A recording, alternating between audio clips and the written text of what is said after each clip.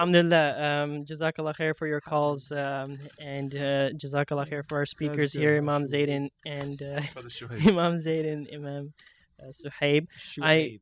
I'm Shuaib. gonna officially change it to Shuaib since everybody calls me Shuaib. But I was mentioning before. Actually, a brother came up to me and he was like, if we're still hibernating in this month of Ramadan, why? I mean, give me some motivation. Why? First of all, why does even God need us to fast this month? And what's the benefit for me? Why should I fast? And if I'm still hibernating in this month of Ramadan, what's the motivation for me to start changing my schedule or my routine or looking at Ramadan in a different light?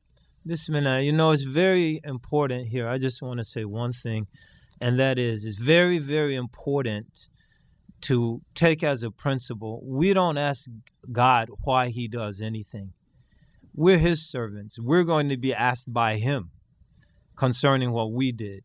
And a lot of people now, why did God send the hurricane? And why did God send the tsunami? And why does God want us to fast? Or why does God want us to follow these rules? Why can't we just be good people? He's our creator. Subhanahu wa ta'ala. Be he glorified and exalted. He has blessed us in ways we could never ever recompense him for. He says وَأَسْبَغَ عَلَيْكُمْ نِعَمَهُ ظَاهِرَةً وَبَاطِنَةً. He's spread his blessings over you in open and hidden ways, manifest in hidden ways. He's fed us. He's clothed us. He's sheltered us. He's given us nourishment. He's provided the circumstances for us to gain education. He's given us families. He's given us homes. He's made everything. He created a chicken so it could end up on your plate to feed you. He created sheep so we could shave its wool off to give you clothing, to protect you from the elements. He's made everything in this creation and placed it in our service. Then all he asks is that we serve him. And we say, well, let me think about it. Or why is he asking me to do that? Why is he feeding you? Why is he clothing you? Why is he giving you sweet water to drink? Just turn the tap on. Why is he spreading his blessings over you openly and hiddenly? So we should really think about how we approach our Creator and how we approach his religion. Abu Tayyib al-Mutanabbi rahimahullah ta'ala, he mentioned in a nice poem, he said, if the eye is sick and it looks at something and it thinks it's ugly, don't blame the object that you're looking at. And if the tongue is or the mouth is ill and the food tastes bad, don't blame the cook. So when somebody is asking Allah subhanahu wa ta'ala, why did you do this? This is a sign that the communication is not the issue, but the one who's being communicated to has a sickness. And this is a very, very dangerous type of sickness that really was exemplified by Iblis. May Allah subhanahu wa ta'ala's curse be upon him, who had the audacity to stand up against the wisdom of Allah subhanahu wa ta'ala's orders. This represents one of the most highest forms of rebellion against the Creator, Allah subhanahu wa ta'ala. The other thing is like what Imam Zaid said, that, this is the month to step up, man. Step up to the plate. Why don't you ask why when something good happens to you? You just ask why when something doesn't agree with your intellect. Then that means that your God has become your intellect. And this is a very, very sick disease. Ibn Qayyim said that this disease cannot be cured except in a few instances. So in this time, in this month, this is the time to submit to Allah subhanahu wa ta'ala.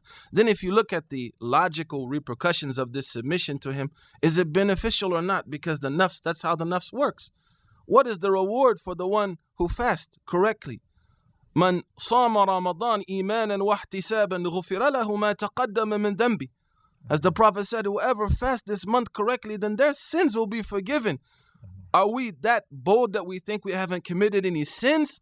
Look at Umar radiallahu anhu. Umar, after all of the futuhat, after all the success he had, what did he say? He said, if there was an announcement made from the heavens that every human being will enter paradise except one, he said, Wallahi, I'll be scared I'm that one. So where is that idea of submitting to Allah subhanahu wa ta'ala?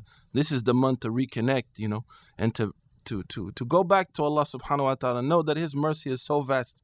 He even gave Nietzsche oxygen. He even gave Karl Marx oxygen. Subhanahu wa ta'ala. Those who denied His existence, He gave them oxygen. This is a sign of His mercy. Then what about the one who bears witness to His oneness and follows His Habib sallallahu alaihi wasallam? Our second part of the program was titled "The Furious Shaitan." Why is he upset, first of all, and how can we take advantage of making him more mad, inshallah? You know, if I could just say something on behalf of Imam Zaid, I ask his permission, inshallah. You know, I remember one time when I was in a state here in the United States, how Allah subhanahu wa ta'ala, these people that have this attitude of why, you know, how merciful He is to them. I remember there was a brother, he came into this masjid one night and he looked like he just saw, you know, something that just really, really scared him out of his skin, right? So I asked him what happened. He said, you know, this night I planned to lose my virginity. This is the 29th of Ramadan. So I told him, Akhi, like, man, where have you been? He said, you know, I got a prostitute. May Allah forgive me for mentioning this on air. This is a true story, man. And he said, I plan to experiment this experience on this night of all nights. I said, man, Ya Allah, as Umar used to say, oh, enemies of yourselves, right?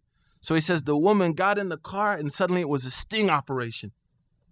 The police started coming from every direction and they let me go. And I knew the first place to go was where? فَفِرُّوا إِلَى اللَّهِ. Run to the masjid. Subhanallah. The brother runs to the masjid. Subhanallah. And I told him, man, look how much Allah loves you, man. That He protected you from haram out of His rahmah. So that shows you that the infinite wisdom belongs to Allah subhanahu wa ta'ala. If Allah would have left that brother to himself, he might have AIDS right now. He might be dead. No telling what could have happened to him. But Allah subhanahu wa ta'ala loved him so much. Then he repented to Allah subhanahu wa ta'ala. And that's the proof, as our brother Imam Zaid, he made a very important point, that the intellect has to be submissive to. أَلَا يَعْلَمُ مَنْ خَلَقَ وَهُوَ لَطِيفُ الْخَبِيرُ. Subhanahu wa ta'ala. Subhanahu wa ta'ala. Yeah, to go back to the question of Shaitan being angry, his thing, if you will, what's his thing? His thing is whispering. And in this month, he doesn't find as many people willing to listen. And this angers him. He doesn't find people rebelling against him. This angers him.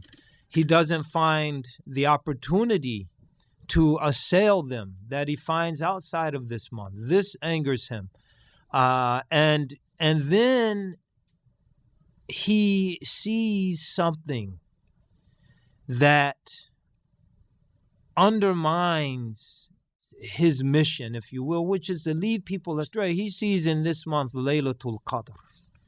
He sees a night where, as Imam Suhaib mentioned, a lot of wickedness and evil is associated with the night. This brother, I'm sure, he on that night of the 29th of Ramadan, he was going to get the prostitute. So people, they get off work and night comes and they work late that night. But in reality, they're out involved in their affairs and with a prostitute, with the secretary at work. They're out buying their drugs. So all of these things happen at night. They happen in the day, but I think we can assume, I haven't seen a study, but based on our life experience, a lot more of it tends to happen at night. Laylatul Qadr, on that night, the people are flooding to the mosque. Many are staying all night. Many of them are weeping and they're supplicating and they're asking the pardon of their Creator. Allahumma innaka afuwun tuhibbal afwa fa'fu anna. They're begging for His pardon.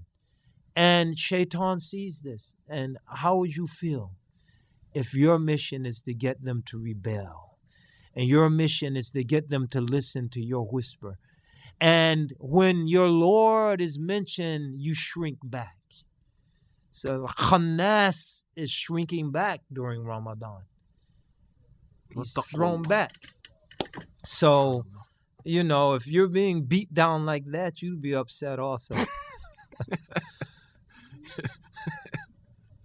Imam Suhaib, some comments on furious It's an Shaitan. interesting point to make on the hadith of the Prophet ﷺ related by Bukhari Muslim. إذا جاء رمضان فتحت أبواب الجنة وغلقت أبواب النار وسلسلت الشياطين. That in the month of Ramadan, the gates of paradise are open, the gates of hellfire are closed, and the shaitans or the devils are chained. Ibn Hajar rahimahullah ta'ala, he mentioned something important in his monumental work, Fath al-Bari. Maybe some people are asking, how could that guy have gone to the prostitute that night on the 29th if Shaitan is chained up? Or how come sometimes I feel like I want to do something wrong? Or, I thought Shaitan is gone. The ulama made an interesting point as Al-Hasan ibn Ali. He said, don't seek your reward except from what you worked. Don't expect it except for what you put an effort out for. That they said, that the shaitan being chained is for those people who are trying to obey Allah subhanahu wa ta'ala. And get وَالَّذِينَ جَاهَدُوا فِينَا لَنَهْدِيَنَّهُمْ سُبُلَنَا. And those people who want to take those steps to Allah, Allah subhanahu wa ta'ala, who is the Lord of shaitan, controls him and tells him and orders him, leave these believers alone, and makes them weak so they cannot bother these believers. But those, even the Muslims who are out there, as you mentioned, some of the things that they could possibly be involved in, the shaitan, because as some of the scholars said, for every man is two adhan. One is the adhan which is calling to Jannah, and the adhan which is the adhan of shaitan. So whoever answers the righteous adhan, then shaitan will be weak. So ask Allah subhanahu wa ta'ala inshallah to help us inshallah. Yeah, if I could add briefly that some of our scholars say, because this is a question that's frequently asked, if Shaitan's chained up, how can we still do these things or be inclined towards these things? And he's chained up for those who are fasting, because how does Shaitan flow through the body of the human being? Majrat dam, through the blood vessels. And fasting constrains the blood vessels and therefore tightens and blocks off the means through which Shaitan flows through the body of the human being. So those who aren't undertaking the fast and aren't observing the etiquettes and the sunan that are associated with the fast find that Shaitan is still flowing through them. So I think it's very important that to understand we will only have that which we strive for. If we strive for the blessings of this month, then we'll find the Shaitan chained up. And if we disregard that and we strive in other ways, we'll find that Shaitan is busy or more busy than ever, because he has less people to attend to, so he could really focus on that person who's not taking advantage of this month. We're here with Imam Zaid and Imam Suhaib.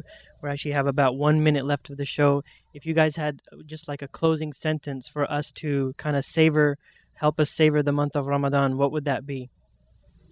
Realize the blessing you've been given by Allah, by Almighty God during this month, and take advantage of it, because you might not, there was a song, we may never pass this way again. We may never experience another Ramadan. So take advantage of this one. Imam Sahib? Yeah, the Sahaba used to make the dua, oh Allah subhanahu wa ta'ala, forgive us for the Ramadan that passed and give us the provisions to see the next Ramadan. I think one important thing is that every listener out there should make an objective for this month. Maybe it's to stop smoking. Maybe it's to pray my sunan. Maybe it's to start praying the fara'id. Maybe it's to pray the fajr in the masjid. Maybe it's to pray the isha in the masjid with the tarawih. Maybe it's to stop cursing. Maybe it's to stop using drugs. Maybe it's to leave my girlfriend alone. Maybe it's to stop visiting myspace.com. Whatever. But everybody, including myself, we should make one objective for the month and focus on that objective, because this is the month that you'll find the help of Allah subhanahu wa ta'ala to attain that objective. And if you do that every year, if you live, for example, 65 or 70 years, inshallah, perhaps 50 of those years or 55 of those years would be every year attaining another step closer to Allah subhanahu wa ta'ala. فَجَزَاكُمُ اللَّهُ خَيْرًا. Well, Jazakallah khair. We actually reached the end of the show. For all your questions and comments, make sure to email us info@MeccaOne.org. And I'd like to thank my beloved teachers, Imam Suhaib and Imam Zaid, for spending some time with us. Jazakumullahu khair. And assalamu alaikum wa rahmatullahi wa barakatuh. One people, one message, one life. MeccaOne, we're out. Assalamu alaikum. وانتشت روحي وصار الدمع يجري يا إلهي خذ بقلبي للرشاد أشرقت نفسي بنور من فؤادي MeccaOne.